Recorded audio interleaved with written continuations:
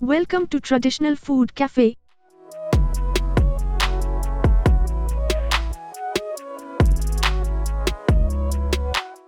நோய் எதிர்ப்பு சக்தியை அதிகரிக்கும் மிகச்சுவையான மிளகு சாதம் செய்வது எப்படி என்று பார்ப்போம்.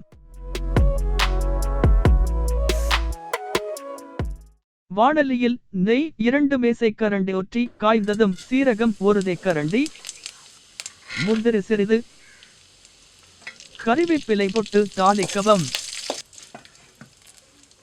பின்னர் 1 கப் சாதம் சேர்த்து நன்கு கிளறவும்.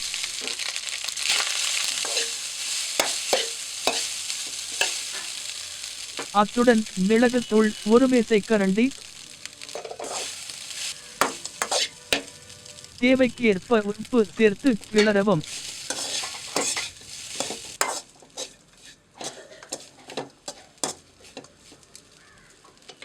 நன்கு கிளறிய பின் கொத்தமல்லி இலை சேர்த்தால் சுவையான மிளகு சாதம் தயார். மேலும் இது போன்ற வீடியோக்களுக்கு நமது சேனலை சப்ஸ்கிரைப் செய்யவும்.